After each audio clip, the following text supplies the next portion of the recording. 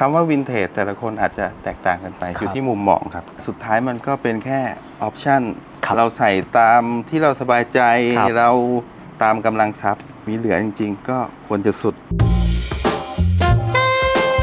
ของมันมีเยอะมันมีหลายไทป์ที่เรายังไม่เคยเห็นทุกวันนี้ที่ผมเปิดกระสอบอย่างเงี้ยมันยังมีตัวที่เรายังไม่เคยเห็นเรายังว้าวยังตื่นเต้นอยู่เจอของใหม่ๆแปลกๆอยู่ว่ามันสอนให้รู้จักรอ ใจเย็นขึ้นใช่ใจเย็นขึ้นไม่ใช่ว่าเราจะไปซื้อได้เลยเราจะขายได้เลยทุกอย่างมีเวลาของมันแค่รอเวลาที่เหมาะสม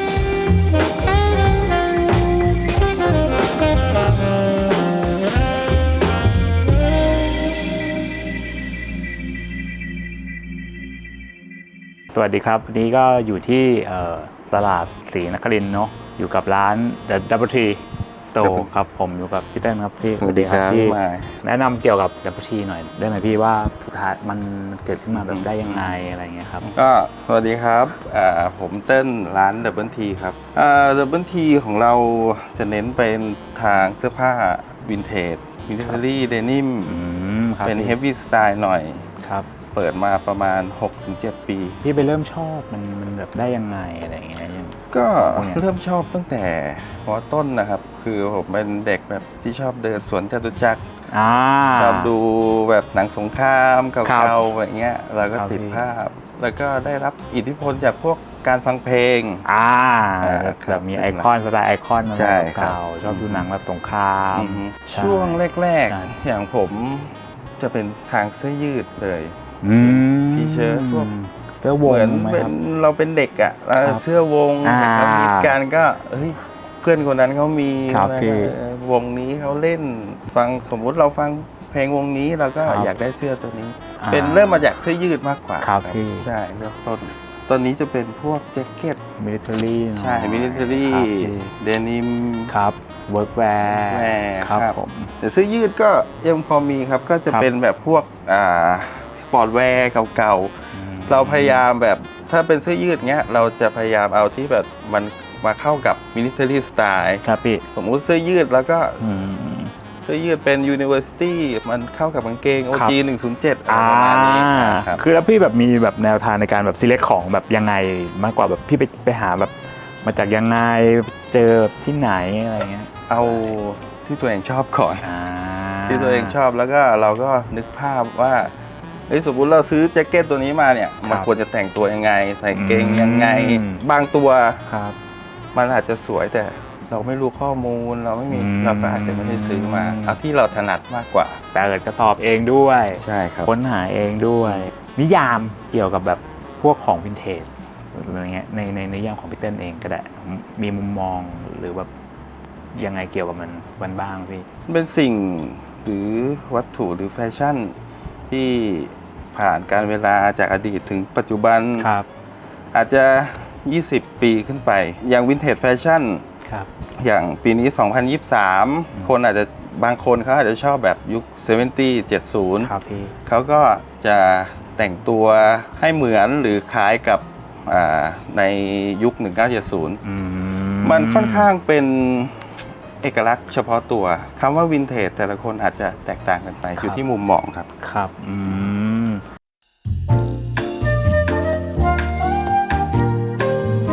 ทำไมถึงเลือกที่แบบ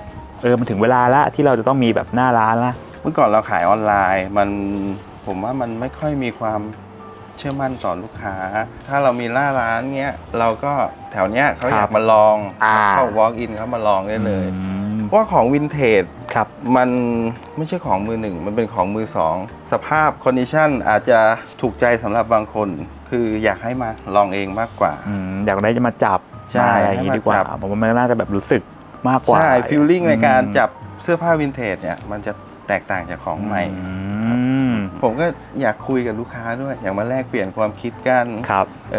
บางไม่ใช่ที่ผมรู้เกินกว่าลูกค้าบางคนลูกค้ามาสอนผมก็มีนะเขาบอกว่าแพทเทิร์นนี้แย่งั้นอย่างนี้แล้วก็เป็นเหมือนการแลกเปลี่ยนพูดคุยกันมากกว่าพี่เต้นเลือกของแบบนี้อะไรแบบเป็นแบบ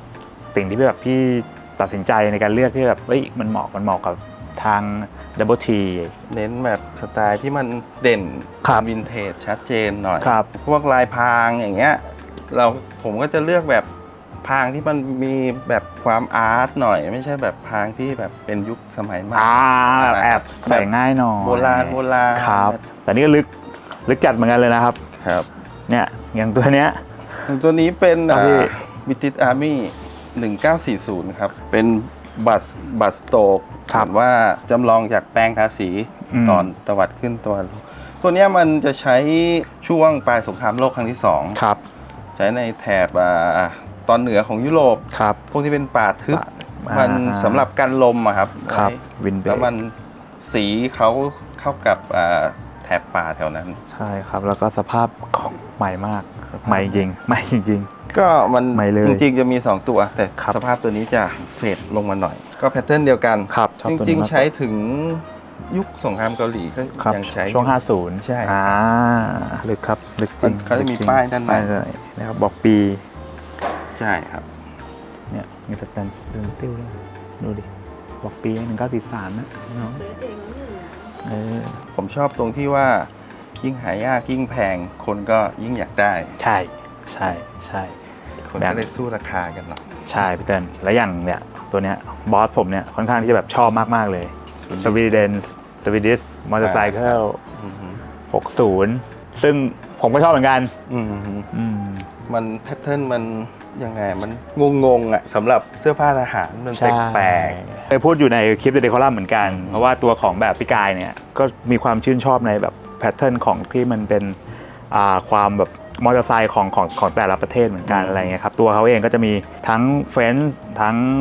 บิติส ๆมิติ แล้วก็มีที่เขาไปซื้อล่าสุดของเป็นโมเดลนี่แหละครับแต่เป็นหนัง อืม เป็นตัวหนังเลยเขา มีทั้งทูโทนมี ครับ ทั้งเป็นหนังแล้วก็สีเขียว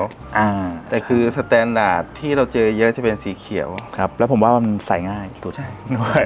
ใช่ แล้วอีกสภาพดีเหมือนเดิม แสดงว่าที่ร้านนี้ก็คือมี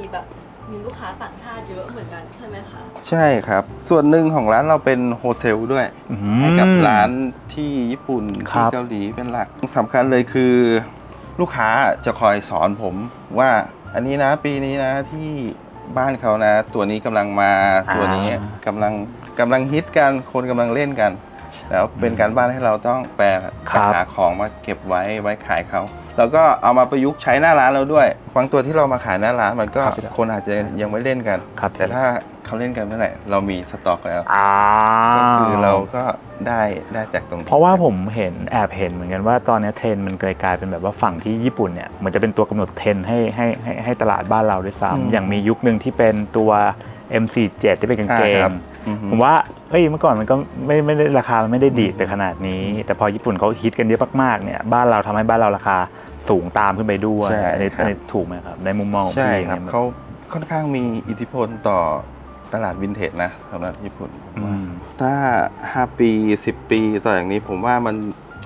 ยิ่งเติบโตขึ้น เพราะว่าของมันราคาแพงขึ้นไปเรื่อยๆแพงขึ้นไปเรื่อย ครับ ตั้งแต่ขายของมานะ ครับ ผมไม่เคยซื้อแบบ 1,000 แล้วว่าปีหน้ามาซื้อ 500 เลยที่แต่กระโดดไป 1,500 2,000 ของมันมีเยอะมันมีหลายไทป์ที่เรายังไม่เคยเห็น ครับ ทุกวันเนี้ยที่ผมเปิดกระสอบอย่างเงี้ย อืม มันยังมีตัวที่เรายังไม่เคยเห็น เรายังว้าวยังตื่นเต้นอยู่เจอของใหม่ๆแปลกๆอยู่ ใช่อันเนี้ยแบบเนี่ยผมแบบยังแบบอยากหาข้อมูลกับพี่เติ้ลเหมือนกันว่ามันมีใหม่ๆจริงๆนะที่เราแบบไม่เคยเห็น ใช่ อย่างเงี้ ค ย รับ อย่างเช่นแบบพวกโมเดลบางตัวที่เฮ้ยมันเป็นของบริติชนะ แต่ทำไมมันใช้แบบผ้าของแบบฝั่งแบบอเมริกาวะทำไมใช้แมทเทียลของอเมริกาทำล่ะทั้งที่มันเป็นของฝั่งอังกฤษอะไรอย่างเงี้ยเพราะว่าด้วยคือเมื่อก่อนอเมริกาเนี่ยเป็นผู้อยู่เบื้องหลังแหละ ครับ ในยุคของแบบเวอร์วอร์เองก็ตามถูกไหมครับเพราะว่าเขาร่วมสงครามตอนที่แบบมันจะจบอยู่แล้ว คืออังกฤษเนี่ยจะเป็นตัวเปิดมาตลอดเลยถูกไหมครับก็เลยแบบเขาส่งให้หรือเปล่าอะไรเงี้ยเรื่องอะไรแบบเนี้ยผมว่ามันยังมีแบบค่อนข้างอีกเยอะเลยในมุมมองของผมนะ ใช่ครับ มันก็เลยแบบในส่วนตัวผมเองเนี่ยมันเลยยืนยันแบบเป๊ะไม่ได้ว่าเฮ้ยอันนี้มันอย่างนี้มันถูกต้อง100%นะ มันเปิดกว้าง ครับ สื่อต่างๆ เราไปหา อ่า ข้อมูลได้ง่ายขึ้น ผม ครับ เชื่อว่าในอนาคตอ่ะเราไปเซิร์ชใน Google เราก็เจอแล้วแค่พิมพ์แพทเทิร์นไป แล้วในอนาคตมันทำให้แบบคนเข้าถึงของวินเทจบริโภคของวินเทจได้ง่ายขึ้น ดี อย่าง ครับ มันก็จะวนไปเรื่อยสมมุติ ครับ ตอนนี้ฮิตแบบ เขากระแสเป็น Y2K อ่า ก่อนหน้านั้นเป็น โอค military ครับ ก่อนหน้านั้นอีกเป็น French workwear มันก็จะวนไปเรื่อย วนอยู่อย่างนี้ใช่ แต่ ใช่ อยู่ในขอบเขตของวินเทจอย่าลืมว่า ค วิ รั น บ เทจมีหลายไทป์มีหลายสไตล์มาก ครับ แต่ส่วนตัวพี่นี่จะเป็นแบบหนักมิลิเตอรี่ ใช่ นักเวิร์กแว military ร์ ใช่ ก็คือแบบเรายึดอย่างนั้น อือหือ พี่ต้นเองแต่งตัวแนวแบบนี้ด้วยไหมคะหรือแบบเน้นสะสมเน้นเก็บ มีแต่งบ้างครับ มีแต่งบ้าง แต่เราก็จะไม่ใช่แบบวินเทจจ๋าขนาดนั้นเราก็เอามา mix and match ใช่ครับ ผมว่าการที่แบบมันอยู่ในไลฟ์สไตล์ของเราเนี่ยแหละมันทำให้แบบเราเอามาปรับให้มันเข้ากับไลฟ์สไตล์ที่เป็นปัจจุบันได้ ครับ มันก็เลยทำให้แบบของพวกนี้มันยังอยู่กับเราไปตลอด มันอยู่ในชีวิตเราประจำวันของเราโดยที่เราแบบไม่ได้รู้ตัวด้วยซ้ำด้วยมั้งครับ เป็น US Navy เป็นที่เขายังใช้ผ้าเดนิมอยู่ denim พวกนี้จะเป็นทหารที่ทำงานอยู่บนดาดฟ้าเรือพวก ใช่ ราศีแต่คืออย่างด้านหลังเนี่ย ครับโอ้ เขาเขียนน่าจะเขียนเองแบบ ครั ท บ หารเขียนกันเอง ใช่ มัน ชื่อ ก็เลยทำให้แบบเก่งตัวนี้มันมีอะไรมันมีแบบสตอรี่เดนิม1940 มันยิ่งแห้งยิ่งสวย ใช่มันจะออกเนื้อเนาะ ใช่ ไหม ครับ ในเรื่องของผมชอบมากเลยอะราคาเป็นไงพี่ตัวนี้ ราคาดี ราคาดีเนาะ ราคาดี หาไม่ได้เหมือนกัน ค่อนข้างเจอน้อยครับ ใช่ ที่หลักๆเลยอะครับที่เป็นทรงแพทเทิร์นหลักๆของเอกลักษณ์ของ 40 คือขาเขาจะไม่ ไม่แฟร์ ใช่ครับไม่บานจะ ครับ เป็นแบบทรงแบบทุ่มๆหน่อยใช่ครับ ถ้าเป็น 50 60 จะเปลี่ยนเป็นแบบขาม้าไปแล้ว ใช่ กระดุมแพทเทิร์นจริงๆ ตัวนี้มันมี 3-4 แพทเทิร์นมีกระเป๋าข้างด้วย แต่คือหลักๆที่เราเห็นกันเยอะๆจะเป็นแพทเทิร์นนี้ อย่างตัวนี้ก็ผมชอบอีกตัวหนึ่งพาราทูเปอร์ของฝรั่งเศสสำหรับพลล่มไอตัวนี้เขาจะใช้ในพวกตอนสงครามแอลจีเรียทางตอนใต้ของฝรั่งเศส เนื้อผ้าเขาจะมีความเป็นเขตร้อนเขาจะเป็นยังเป็น HPT อยู่ หนาเหมือนเดิม ใช่ครับแพทเทิร์นก็จะเน้นเป็นแบ็คเพื่อความทนทาน ว่าเขาต้องโดดร่มไง ใช่ ใช่ คนไทยเรียกลายกิ้งก่า อืมกิ้งก่า กิ้งก่าฝรั่งเศส ผมว่า สยก ลายพรางมันสวยแล้วก็บวกกับแพทเทิร์นด้วย ใช่สวยมากเหมือนกันเป็นตัวที่สวยหายากเหมือนกัน แล้วก็ราคาขึ้นทุกปีเลย ใช่ครับ เหมือนกันสำหรับโมเดลนี้อะไรเงี้ยครับ เป็นอีกตัวที่ค่อนข้างหายากสำหรับฝรั่งเศสครับ ใช่ไม่ค่อยตกเนาะผมว่าไม่ค่อย ไม่ค่อยตก ไม่ค่อยตก ใช่ เลยโอ้ผมอยากรู้เหมือนกันพี่แบบปบเก่งๆเลยนะ ที่เป็นทำร้านมาพี่เต้นอย่างเงี้ยเคยโดนแบบโดนต้มไหม โดนผมก็มีโดนมีแบบจะเรียกของปลอมก็ไม่ได้อะคือมันเป็นรีโปสมัยก่อน คือผมเคยโดนเสื้อฟิตเทลปาก้า ครับ คือญี่ปุ่นเขาทำมาใหม่ตั้งแต่ยุค 1990 คือตัวนั้นคือมันเหมือนทุกอย่างเลยเขาใช้วัสดุอุปกรณ์เหมือนทุกอย่าง แต่ไม่เหมือนอยู่ตัวเดียวแค่เป็นตัวรหัสสเปคของมันจากตัว P เป็นตัว B เขาใช้เป็นตัว B ตอนแรกผมก็ไม่รู้ผมขายลูกค้าไปแล้ว ลูกค้าเลยบอกว่าปลอมนะ เราก็ตกใจ เราก็ว่าเราแบบเราดูแบบครบทุกอย่างมันก็แท้นะ แต่ลองไปหาข้อมูลเพิ่มเติมมันก็ปลอมจริงๆ เป็นรีโปตั้งแต่30 ปีที่แล้วเราก็ทำได้เนียนมาก ญี่ปุ่นเก่งเหมือนกันแล้วเขาเนิร์ดเขาบอกว่าเขาทำปลอมได้แบบ ใช่แบบ เขาไม่ได้เรียกปลอมพี่ อันนี้ผมมีอีกหนึ่งคำถามเหมือนกันคือสมัยก่อนเนี่ยผมเองนะในมุมมองผมกับเพื่อนเนี่ยจะชอบแบบเรียกกันว่าพอผมใส่ของรีโปอย่างเงี้ยเขาจะบอกผมใส่ของปลอมในมุมมองพี่มีมองว่ารีโปรดักชันกับของแบบวินเทจเนี่ยในมุมมองของพี่เติ้ลเนี่ยเป็นยังไงบ้าง ถ้าในมุมมองผมก็แล้วแต่คนชอบดีกว่า เพราะว่าสุดท้ายมันก็เป็นแค่ออปชั่นเราใส่ตามที่เราสบายใจเราตามกำลังทรัพย์แต่ถ้าพูดถึงถ้ามีเหลือจริงๆ ก็ควรจะสุด เพราะผมรู้จักแบบผู้ใหญ่บางท่านที่เก็บของเก่าแต่เอารีโปมาใส่ อือฮึ ก็มีเหมือนกัน มี ใช่ใช่ใช่ใช่ ใช่ครับ โอเค บางคนเขาชอบเสื้อผ้าวินเทจเนี่ย ครับ เขาไม่ใส่เลยก็มีนะเขาเก็บเก็งกำไร ใช่ แล้วก็ราคามันก็ขึ้นจริง อืม มันก็ขายได้จริง ใช่ใช่ใช่ในมุมมองของพี่ดีกว่าว่ามันให้อะไรไหม ผมว่ามันสอนให้รู้จักรอ ใจเย็นขึ้น ใช่ใจเย็นขึ้น ครับ ไม่ใช่ว่าเราจะไปซื้อได้เลย เราจะ ครับ ขายได้เลย ครับ ทุกอย่างมีเวลาของมัน ครับ แค่รอเวลาที่เหมาะสม อืม ใช่ อย่าไปรีบร้อน อืม มันไม่ใช่ว่าได้อยากได้แล้วได้เลย อืม นะผมไม่รู้จะเริ่มยังไง พี่เขาสุดกันไปหมดแล้ว เราจะเริ่มยังไงอ่ะ ใช่แบบโหแบบของ เอ เย อ อะมากอะไร อุ้ย งี้ พี่เขาสุดไปแล้วกูจะทันไหมเนี่ยกูต้องยังเริ่มจากอะไรมีแนวคิดแบบให้กับแบบลูกกี้มือใหม่หน่อยไหม ผมก็แนะนำว่าไม่ต้องไปจำเป็นต้องตามเขาอย่างกางเกงใช่ไหมมันก็จะมี OG 507 ครั กับ 107 อ่า คนที่แบบมือใหม่อาจจะเริ่มที่ ครับ 507 มันก็คือฟิลเดียวกันทรงเดียวกัน ครับ แต่เราก็ใส่แล้วให้มันสบายใจ อืม ของเราดีกว่า ครับ ค่อย ค่ ๆค่อย อยๆ ๆ ไป เริ่มไป ดีกว่า ก็โอเคถ้ามันชอบแล้วไม่ต้องเก็บตัวเยอะอย่างนี้ไหมครับ ใช่ ค่อยๆเริ่มไปอะไรเงี้ยครับเพราะว่าตัวอย่าง 507 เองเนี่ยมันจะเป็นป้ายเหลือง บ้านเหลือง ผสมเป็นคอตตอนผสมโพลีเอสเตอร์ อืม แต่ตัวไอ้107 เนี่ยจะเป็นตัวคอตตอนทอสติน ครับ เนาะผ้ามันก็จะเป็นแบบเป็นหน่อยๆใกล้ๆกับตัวนั้น อือฮึ เนาะเป็นกระดุม ครับผม อ่า ก็ฟิลเดียวกัน ใช่ ราคา คือแพทเทิร์นเหมือนกัน ใช่ แต่ราคานี่ต่างกันเกือบ อืม 10เนาะ อืม ผมว่า 10 เท่าเนาะ ครับผม ทำไมถึงเลือกมาเปิดอยู่ตรง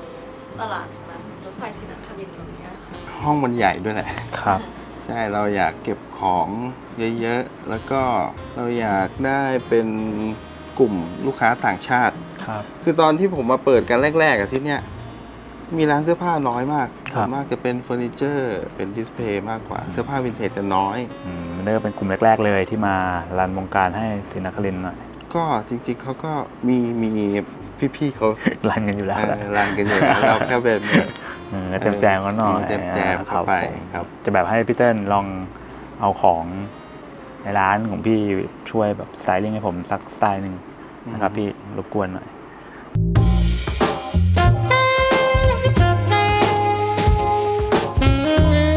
ก็กางเกงเป็นโปโลลาฟโรเลนนะครับ จะเป็นตัวจีบหน้า แล้วก็จะเป็นทรงเอวสูงหน่อย แล้วก็เลือก